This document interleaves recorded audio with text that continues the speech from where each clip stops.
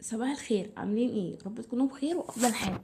المره اللي فاتت اتكلمنا عن انواع الاسم، قلت لك يعني ايه اسم عام ويعني ايه اسم علم، قلت لك يعني ايه اسم ملموس واسم معنوي، قلت لك يعني ايه اسم يعد واسم لا يعد، قلت لك يعني ايه countable uncountable abstract contract، واتكلمنا وقلنا كل حاجه عن الاسم. واتكلمت وقلت لك ان ممكن الاسم يكون له اكتر من نوع، ان هو ممكن اقول على الاسم singular مع common او بروبر. قلت لك كل حاجه وقلت لك ان في فرق ما بين الكاونتيبل او uncountable. اتكلمنا عن كل حاجه. النهارده هنتكلم بس عن كام حاجه كده بتخص الاسم برضو. وبعدين ايه هي المفروض ان كانت الكلام ده كان الحلقه اللي فاتت اللي هي رقم 3 اللي هي رقم 3. بس انا قلت ان الفيديو هيكون طويل جدا، فما حبيتش عشان ايه الوقت يكون قصير. هنعمل الكلام ده سكيب وهنخش على الانواع حاجات تانية، يعني هتكلم معاه في حوار الاسم. قالك ان احنا عندنا الكاونت تيبل ناون اللي زي ما قلت لك المره اللي فاتت.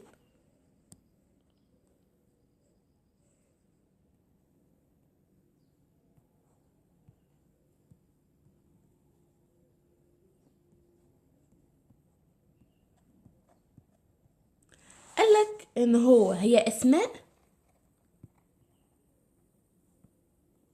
تمام، لها مفرد وجمع.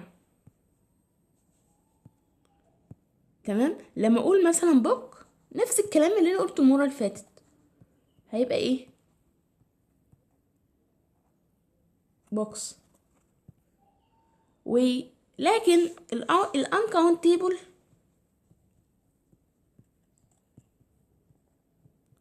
ناون قالك ان هو اسم بيكون مفرد دايما، تمام، ولا يجمع. هقولك على حاجات هي على طول بتعتبر incountable. incountable يعني اسماء لا تعد، بتكون مفرد دايما، تمام، وملهاش جمع. هاتلي ورقة وقلم واكتب الحاجات دي. لما اقول مثلا الأطعمة،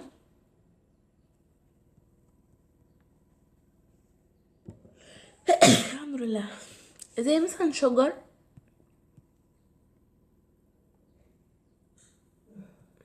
ميت، رايس، كل ده أطعمة. الأطعمة في الأنكاونتيبل، تمام. في مثلا في السوائل، لما أقول مثلا water المية،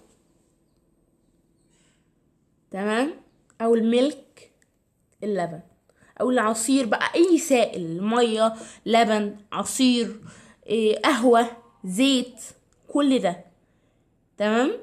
قالك وعلى فكرة السوائل أنا بعتبرها زي البلود وزي السوب وزي برضو الليمون.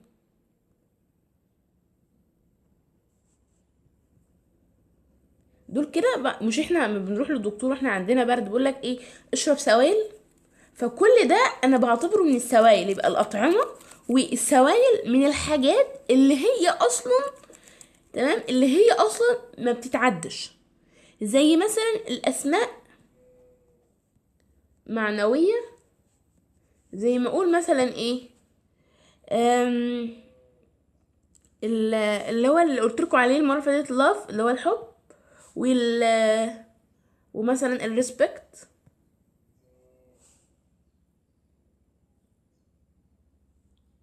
الاحترام، واللي هو المعلومات والحاجات دي كلها. قالك في حاجة اسمها المواد اللي هي المعدنية بقى والصلبة والحاجات دي كلها، زي الوود اللي هو الخشب، زي مثلا الكلاس الزجاج، زي مثلا البيبر، كل دي مواد. لما اقول مثلا اللغات،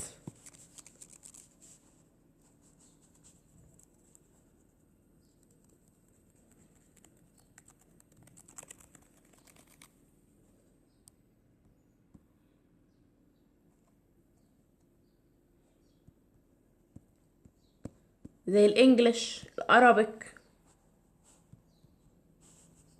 تمام. بعد اللغات عندنا الواجبات، الوجبة، البريكفاست مثلا، الغداء، العشاء، الفطار، الوجبة الأساسية، الوجبة اللي بنقول عليها تصبيرة.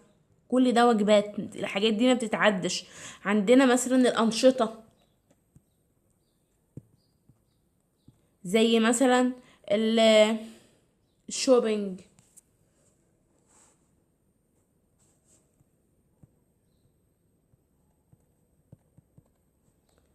التسويق أو الران، الجري، كل ده أنشطة. عندنا مثلا الألعاب الرياضية، زي مثلا لما اقول لعبة رياضية زي مثلا ايه، الفوتبول، التنس. إيه بعد الالعاب الرياضية عندنا مثلا اسماء اخرى، في حاجات معينة كده انا ما هي ما بتتعدش، زي مثلا ايه، اللانجوج، اللغة.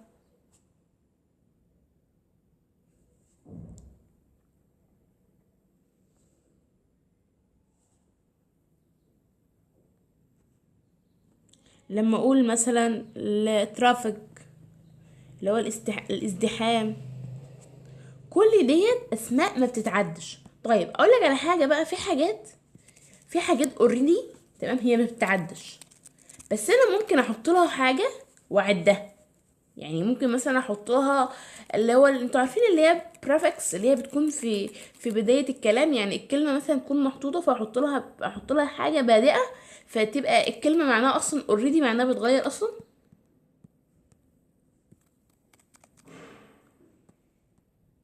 بص تعالى مثلا نعمل ايه. آه لما مثلا نعمل كده اهو، نقوم عاملين ايه كده اهو،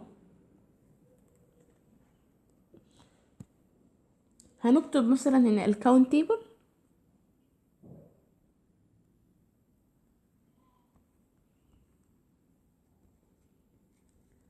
وهنا ايه، الان كاونت تيبل. تعال نحط كلمة ونحطها هي مثلا في الانكاونت تيبل، في الحاجة اللي ما بتتعدش، الكلاس اللي احنا لسه متكلمين عليه دلوقتي اهو، اللي انا قلت لك ان هو زجاج.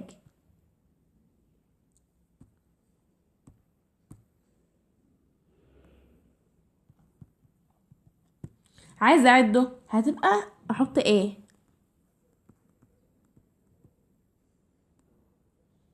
تمام. عندنا مثلا كلمة زي مثلا بيبر،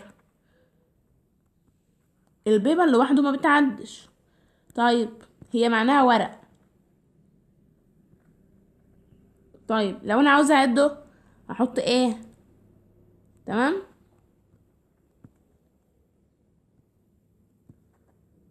زي ما اقول مثلا تايم، الوقت، هو التايم ما بتعدش. طيب عايزه اعده، يبقى تايم. وطبعا كل كلمه من هنا، يعني كل كلمه هنا يعني كل كلمه هنا تمام يختلف معناها هنا. يعني لما اقول مثلا تايم وقت عادي، طيب اتايم مره واحده، مرتين ثلاثه. لما اقول مرتين ثلاثه يبقى انا كده عداد، يبقى هنا كاونتيبل، اما هنا انكاونتيبل. لما اقول مثلا، الحمد لله، الاورنج، اللون البرتقاني، تمام، هو في الاصل ما بتعدش. طيب انا عايزه اعده، احط طيب كده بقت برتقالة واحدة. طيب انا بحط امتى، يعني بحط ايه امتى وان امتى؟ على حسب، على حسب مين؟ قالك على حسب ان الصوت اول الصوت اللي انا الكلمة بادئة بصوت ساكن ولا متحرك. يعني مثلا لما اجي اقول حرف ساكن، حرف متحرك، الحرف المتحرك هحط دي، والحرف المساكن هحط دي. لما اقول مثلا تايم، انا عايزه اعده، هو ده بادئ بصوت ساكن ولا بصوت متحرك؟ لا، قالك صوت ساكن، يبقى انا احط طيب. طيب مثلا كلمه زي مثلا اورانج، هنطق، هلاقي ان انا بادئه، ان انا لما جيت انطق نطقت بالحرف، ان هو بدات بحرف ساكن عادي، متحرك عادي،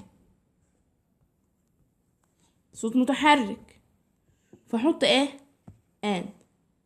الخلاصه من الكلام ده كله، الخلاصه، تمام، قالك ان احنا عندنا كلمات تتعدش وانا عاوزه اعدها، فهحط لها اداه، يا اما يا اما ان. بس زي طيب، اللي هو الوقت في الاصل ما بتعدش، طيب انا عاوزه اعده، هحط له بس. تمام. وقال لك ان احنا عندنا ان احنا ممكن مثلا نحط ادوات التجزئه، ادوات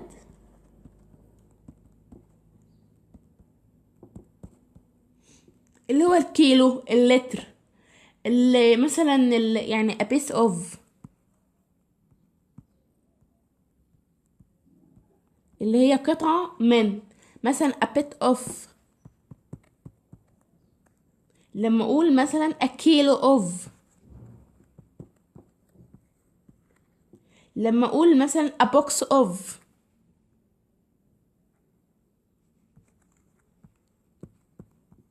قال لك دول كده اهو، دي ودي ودي ودي ادوات تجزئة. تمام. وفي برضه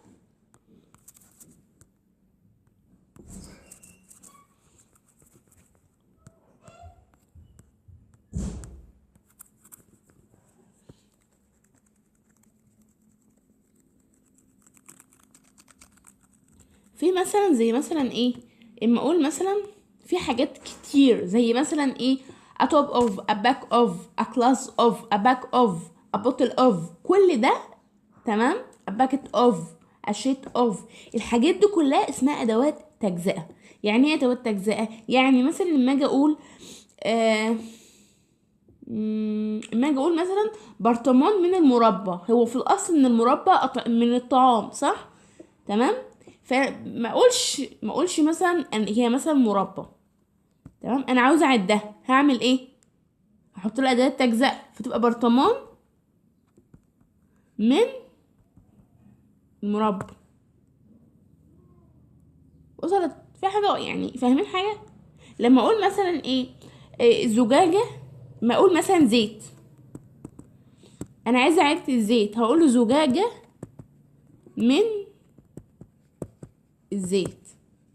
لما اقول مثلا اي حاجه، يعني برطمان من كذا، علبه كذا، مثلا باكو من، مش احنا عندنا في العرب بنقول مثلا باكو من اي حاجه، فهو ده بالظبط. طيب قالك ان انا هقولك على كام حاجه كده محدش قال يعني خلي بالك منهم. عندنا اول حاجه اني. اني دي بتيجي امتى؟ قالك بتيجي في يعد، الاسم يعد ولا اسم لا يعد، وبتيجي في الاستفهام اللي هو السؤال. a lot of a lot of بتيجي فين؟ قالك بتيجي في يعد جمع.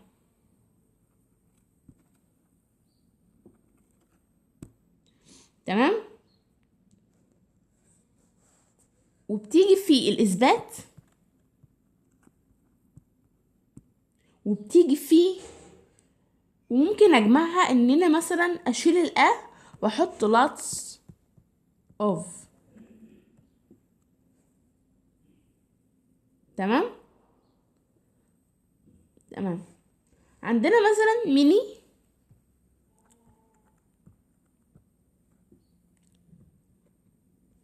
الميني ده بيجي فين؟ في يعد جمع.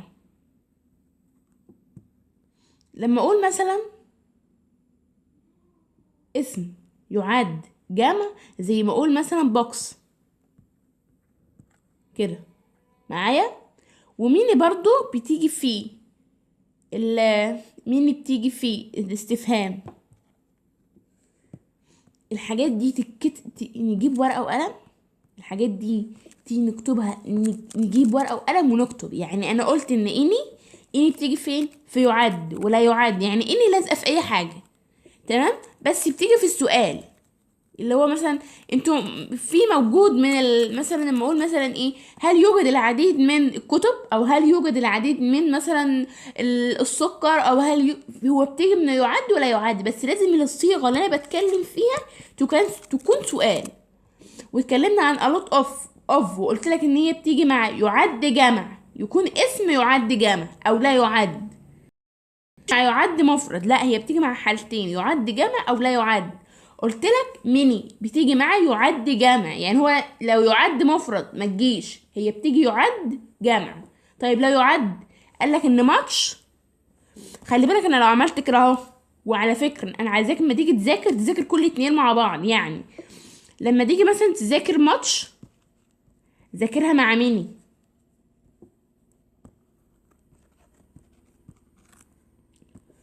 يعني قول لي مثلا ان ماتش بتيجي مع لا يعد، يبقى اكيد ميني يجي مع يعد. وطالما هو لا يعد يبقى مفرد، يعد يبقى جمع ومفرد كده. طيب قال لك فيو وافيو. قال لك ان فيو بتيجي مع قليل، مع حاجة قليلة ومش هتكفي. لكن افيو قليل بتيجي مع يعد وجمع، وبتيجي مع قليل ويكفي. طيب سوري، ويكفي. طيب يا امان اعرفهم ازاي؟ هقول لك على حاجه بصمجه بسيطه. الفيو دهيت، يعني احنا مثلا لما نيجي نتكلم مع فيو وافيو، ايه اللي كلماتها كتير؟ الحروفها كتير اهي، يبقى هي عشان حروفها كتير هتكفي. لكن ديت حروفها قليله، يبقى لا تكفي. يبقى انا اتكلمت هنا في ماتش وقلت لك ان ماتش لا يعد، لا يعد يبقى مفرد. اما ميني لا، قال لك ان ميني بتيجي مع يعد مفرد، يعد جمع سوري. يبقى ميني بتيجي مع يعد جمع. وماتش وميني بتيجي فين؟ بيجوا في الاستفهام وفي السؤال. ماتش وميني بيجوا في الاستفهام والسؤال. قالك ان احنا عندنا حاجة تانية اسمها little.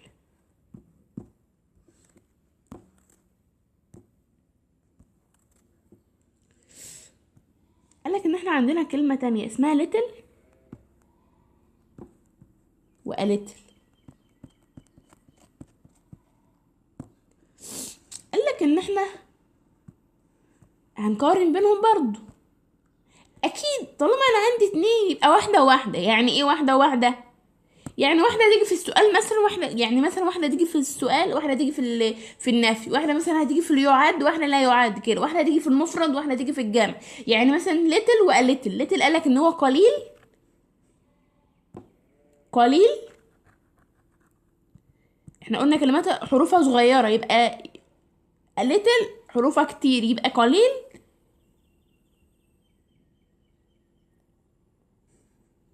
ويكفي.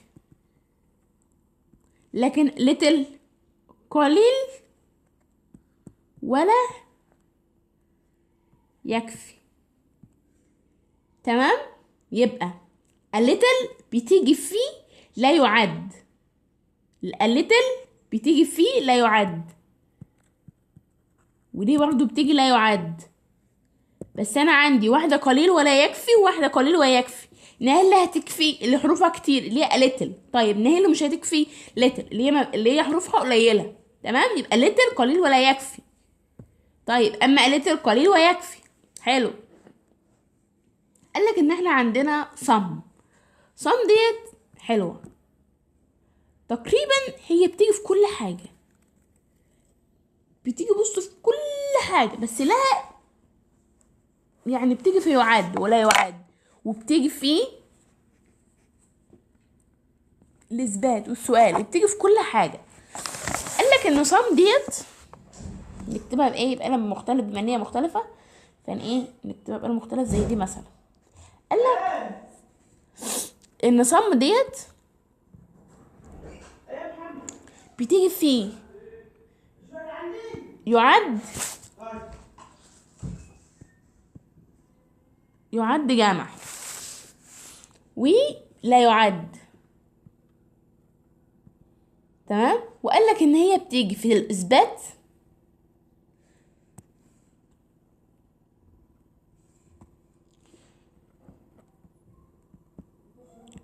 وفي السؤال، بس الصيغه اللي هي بتيجي فيها بتكون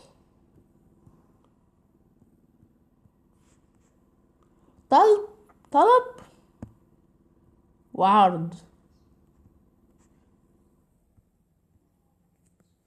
مش عارفه، بس انا حاسه ان الدنيا حاسه ان الدنيا بقت تقيله عليكم شويه. فتعالى نصلي على النبي. تمام. ونعمل ايه حتى لو هقول لكم شفوي، بس على الاقل لما تيجي تسمعوا الفيديو تفهموا الدنيا ماشيه ازاي. بصوا يا شباب، احنا قلنا ان احنا عندنا ان ممكن يكون، احنا قلنا ان احنا عندنا في انواع الاسم countable وانكاونتيبل. قلنا countable يعني اسم يعد. تمام. اما incountable اسم لا يعد. اتفقنا على كده؟ قلنا تمام واتفقنا. وقلت لكم ان الكاونتيبل الاسم اللي يعد بيكون الفعل بتاعه مفرد، يعني بتاخد اس او اي اس او اي اس. ومحدش يسمعني محادقه قبل الحلقه ليه؟ لان انا اوريدي باخدهم بالترتيب. يعني انت هتلاقيني المره اللي فاتت اتكلمت عن الحاجات دي كلها. تمام. بس انا بقول كام حاجه معينه. طيب قالك ان احنا عندنا countable noun. countable يعني اسم يعد. وقلت لكم يعني ايه يعد؟ يعني له مفرد وجمع، زي بوكس. هو الكلمه بوك مفرد، تبقى جمع بوكس. وقلت اسماء لا تعد اللي هي uncountable noun، قلنا ان هي اسماء مفرد دايما ما بتجمعش. هي لو اتجمعت، لو الاسم اللي قدامي ده اتجمع، لو الاسم اللي قدامي ده اتجمع يبقى بقى countable عادي. وعشان كده انا قلت لك ان انا ممكن احط قدامه اداه زي وان والحاجات دي كلها. فركزوا، الاسم اللي لا يعد لا يجمع اهي. لا. حلو جميل معاكي. وقلت لك ان احنا عندنا، قارنت لك بين كام حاجه، ان انا عندي little اختها little view ماتش مين. بص ممكن بقى نعمل ايه؟ في حاجات بتيجي مع الاتنين، زي مثلا اني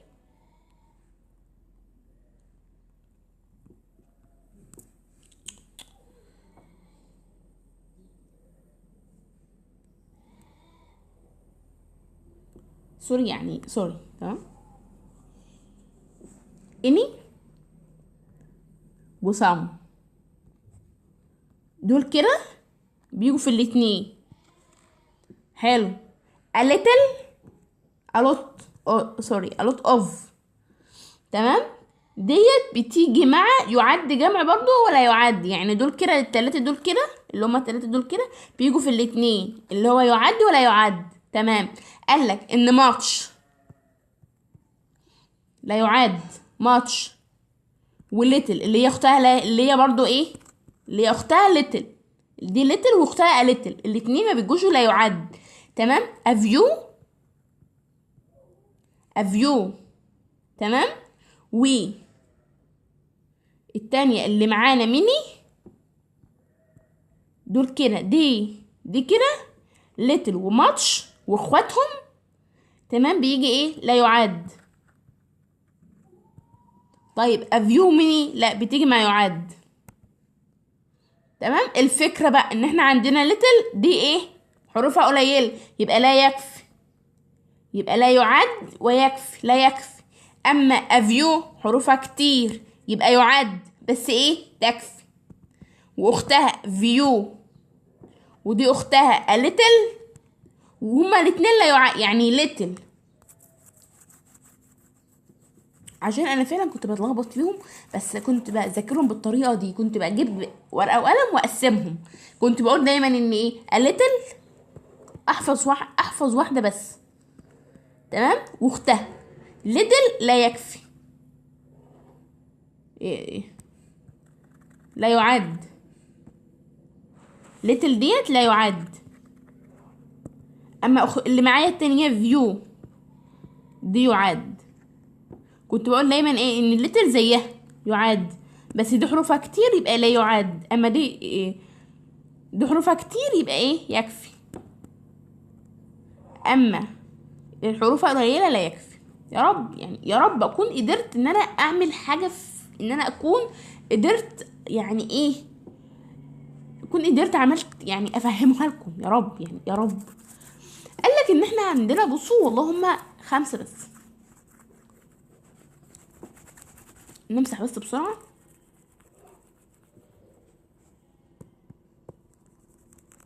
قالك ان احنا عندنا المبالغ، تمام،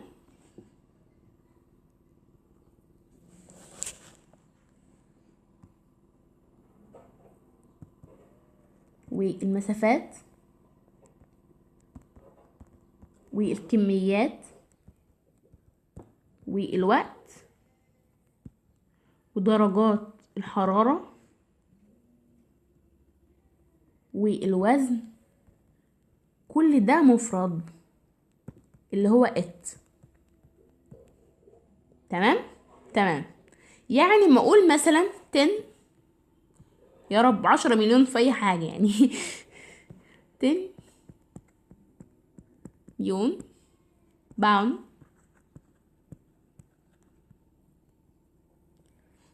المفروض احط از ولا ار؟ a lot of money. هبص هلاقي ان داهم كلهم مبلغ. تمام. وانا قلت ان المبلغ اللي هو ات اللي هو مفرد، يبقى هاخد از بس كده.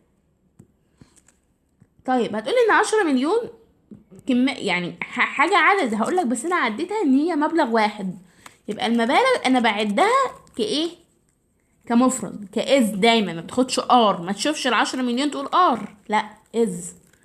طيب قالك حاجة تانية، الاسماء اللي بتنتهي باس او اي اي اس او اي اس، بس هي اصلا في يعني هي اوريدي هي بتنتهي بكده، بس هي اصلا مفرد. لما اقول مثلا ايه نيوز، حاجة سهلة خالص اهي نيوز. طبعا انا اول ما هشوفها انا بختار ما بين از وار. ده اخرها اس يبقى ار، لا. قالك ان هي اصلا اخبار، تمام، وهي دايما اصلا مفرد. يعني هي الكلمة نفسها اللي انا اقصد بها هي مفرد، تمام. يبقى انا هختار ار لان اخرها اس. لا، قالك لا. طب ليه؟ لان انا قلت هي كلمة واحدة، الاخبار قلت لك ان العلوم والدراسة والامراض دي كلها مفرد، دي بتكون في اوريدي في يعني في الطبيعي بتكون مفرد. يبقى انا هاخد از. سيبك انت بقى اقول لما اجي بس انا راجع مع زميلي يقول لي ده اخرها از اخرها اس، ايوه اللي هي از اللي هي دي يبقى مجمع. لا يا صديقي، لا، انا بقول ان هي اخبار، تمام. حتى الخبر برضو تبقى نيو برضو، نيوز برضو. معايا؟ وصلت؟ لما اقول مثلا ماس رياضة، اللي هي مادة الرياضيات، هي في الاصل رياضيات مادة واحدة. وخلي بالك انا قلت لك ان في المواد اللي هي بتاعت المواد الدراسية زي البيولوجي والجغرافي والهستوري والحاجات دي كلها هي اوريدي هي اوريدي مواد دراسية. ده بغض النظر عن اي حاجة هي مواد دراسية. يبقى لا يعد، يبقى از، يبقى ايه هاخد از مش ار. كمان نقطة، بصوا الحاجات الشواذ دي حرفيا اهم من الدرس نفسه. قالك ان في حاجات تانية اسمها بتكون ايه دايما جمع. حاجات دايما جمع هي اوريدي بتيجي على صورة جمع، تمام. زي مثلا ايه بيبل،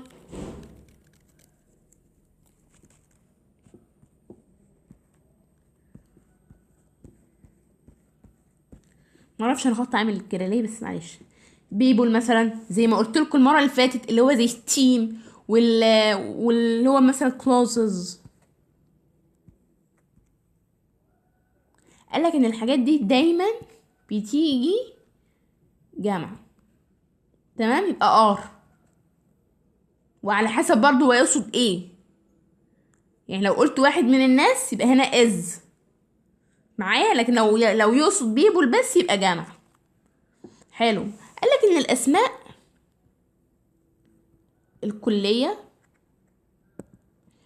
زي مثلا اللي هي بتكون مفرد، يعني هو الاسم الكلي تمام بيكون مثلا ايه، هو يقصد شخص واحد. يعني مثلا لما اقول ايه، لو هو تيم، لو هو يقصد اجزاء متفرقة اللي هي all كل واحد شخص يعني، انا هقول ار. لكن لو يقصد واحد بس اللي هو تيم بس كده تمام يبقى ايه، يبقى از. لما اقول مثلا ايه ذا تيم تمام 1، التيم فاز. طيب انا دلوقتي بقول التيم واحد، يعني انا هنا اتكلمت على ان هو حد واحد بس، يبقى انا هختار هاز. وصلت؟ بس كده يعني، يا رب